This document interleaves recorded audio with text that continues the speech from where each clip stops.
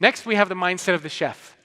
There's one person who's largely credited with bringing French cuisine to the United States and making it popular, and that person is Julia Child.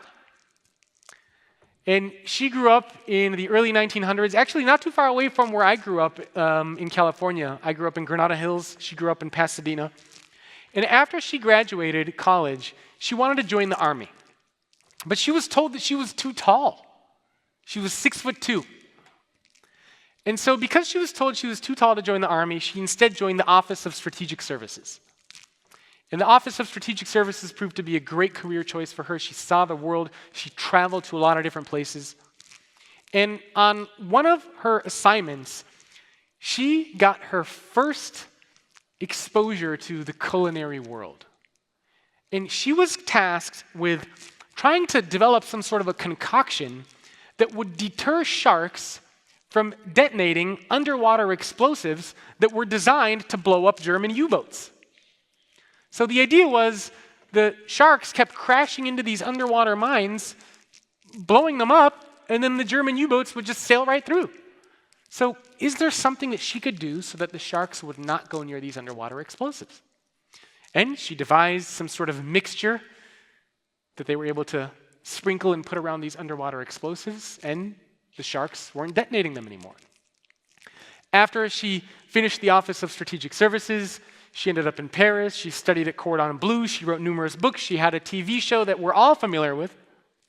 And the rest, as they say, is history.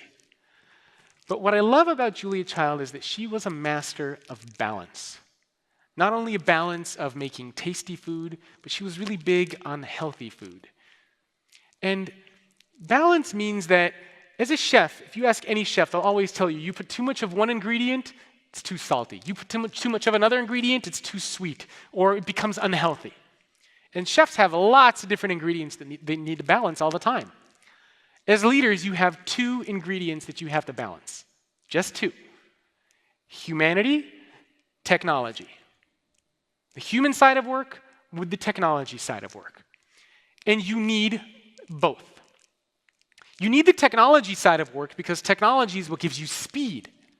It's what makes you agile and nimble. It's what allows you to make quick decisions. It's what allows you to create these products and services. But you also need the human side too, don't you? Because that's how business operates. Your customers, your clients, your patients, all of these people are humans.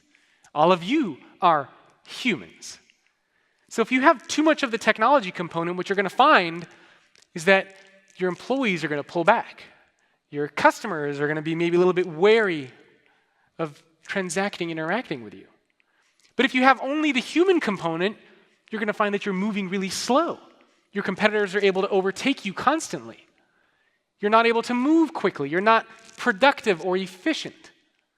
So you need to balance the two of humanity and technology. Those are the two ingredients that you need to think about. Now, by all means, embrace technology. Use as much technology as you possibly can, but think about technology in the context of how can it make your organization more human? How can it add value to your people? How can it improve experiences? How can it augment your people?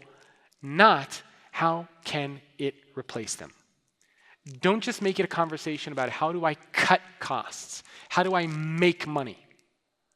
If that is the conversation that you are going to focus with technology, you are going to build a purely technology-driven company. And that will not do well. You need to have the balance of both of these coming together. So like I said, use technology, but just frame the conversation around technology differently. And one of my favorite stories around this comes from Accenture. They recently automated 17,000 jobs. All the jobs that they automated were in finance. These were number crunchers, people who literally were calculating numbers and then presenting those numbers to clients. They automated all those jobs, but they didn't lose a single worker because they upskilled and retrained all of those workers to become strategic advisors instead, to focus on the human component, adding more value to their customers and also teaching their employees new skills.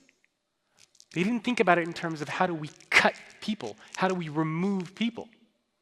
So you have to have that mindset of the chef. You have to balance those two things together. Nancy Brown is the CEO of the American Heart Association. And when I interviewed her, she gave me this wonderful, wonderful quote. And she understood this concept of that business is still fundamentally about people. It is still fundamentally about people. That's what requires business to work. That's what requires the world to still move. It is about people. We cannot forget that.